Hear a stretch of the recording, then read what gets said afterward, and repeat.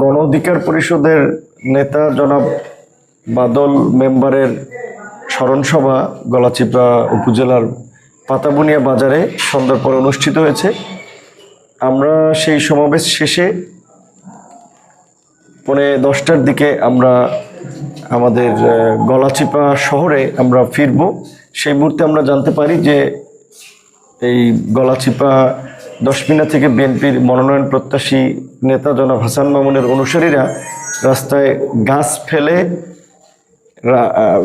রামদা হাতে, হকিস্টিক হাতে, ইট, আপনার গুলতি এগুলো নিয়ে তারা আপনার রাস্তায় অবস্থান নিয়েছে যে আমাদের নেতাকর্মীদের উপরে হামলা করবে। আমাদের কিছু সাধারণ কর্মীরা পরিস্থিতি দেখার জন্য যাচ্ছিলেন। সেই সময় 2টি মোটরসাইকেল তারা আগুন দিয়ে পুড়িয়ে দেয়, আরও 5-7টি মোটরসাইকেল ভাঙচুর করে, বেশ কয়েকজন নেতাকর্মীকে আহত করে।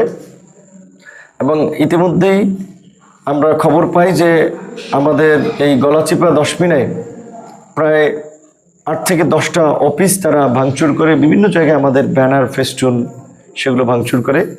এখানে জনাব হাসান মামুনের সাথে আমার কোনো রাজনৈতিক বা আদর্শিক মিলও নাই, দ্বন্দ্বও নাই, কারণ তিনি বিএনপির কেন্দ্রীয় নেতা, আমি একটা দলের সভাপতি। মিলের জায়গায় এটুকু আছে যে আমরা গণ অধিকার পরিষদ বিএনপির সাথে ফ্যাসিবাদ বিরোধী আন্দোলন করেছি, রাজপথে লড়াই সংগ্রাম করেছি, এখনও বিভিন্ন ইস্যুতে, রাষ্ট্র সংস্কার, নির্বাচন, মৌলিক ইস্যুতে আলাপ আলোচনার মধ্যে দিয়ে একসাথে কাজ করার চেষ্টা করি জাতীয় পর্যায় থেকেও।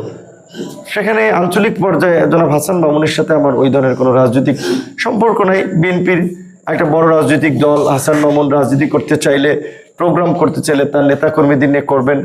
কিন্তু আমি যতদূর জানতে পেরেছি যে আমরা যখনই এলাকায় আসি একটা গণসংযোগ হয়, সাধারণ মানুষ এলাকার সন্তান হিসেবে তাদের যে একটা দেখার আগ্রহ, তারা আগে পত্রপত্রিকা দেখেছে, টেলিভিশনে বক্তব্য শুনেছে, একটা গণজোয়ার তৈরি হয়। এইটা দেখে মূলত তারা আসলে এই ঈর্ষান্বিত হয়ে এই আমাদের নেতাকর্মীদেরকে হুমকি দেওয়া, বিভিন্ন জায়গায় হামলা করা, এই কাজগুলো করছেন। বিশেষ করে আমি যখন এই জুলাইয়ের পরে আমি যখন এই পটুয়াখালীতে আসি প্রথম, সেই সময় এই গলাচিপার আমখোলা থেকে আমাদের লোকেরা যাওয়ার পথে গাড়িতে হামলা করেছিল।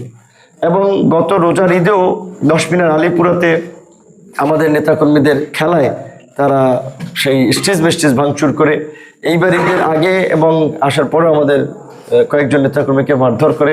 এবং আজকে দুপুরবেলা আমাদের নেতা কর্মী সহ আমরা যখন এই গণসংযোগে আসতেছিলাম গলাচিপাতে, তারা সেখানে একটি হামলা করতে চেয়েছিল, আমাদের লোকসংখ্যা বেশি থেকে পারে নাই।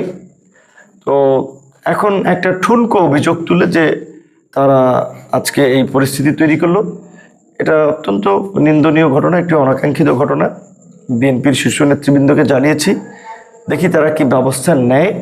আর এখন তো রাত্র 12:52 বাজে, আমরা 10:45 থেকেই এখানে অবরুদ্ধ আছি। আমাদের এখানেও আমাদের 500-700 নেতাকর্মী সহ এলাকাবাসী 1-1,500 লোক জড়ো হয়ে গেছে। আমরা চাইলে তাদেরকে প্রতিহত করে মোকাবেলা করে সামনে এগিয়ে যেতে পারি, কিন্তু এলাকায় একটা অনাকাঙ্ক্ষিত পরিস্থিতি, উত্তপ্ত পরিস্থিতি তৈরি হোক, সেটা আমরা চাইনি। যেই কারণে আমরা প্রশাসনকে সহযোগিতা করার জন্য আহ্বান জানিয়েছি। ইতিমধ্যেই পুলিশ এসেছে, সেনাবাহিনী এসেছে, তারা দেখছে পরিস্থিতি কিভাবে কি করা যায়, এবং বিএনপির নেতারাও খোঁজখবর রাখছেন। বাকিটা দেখা যাক কি হয়।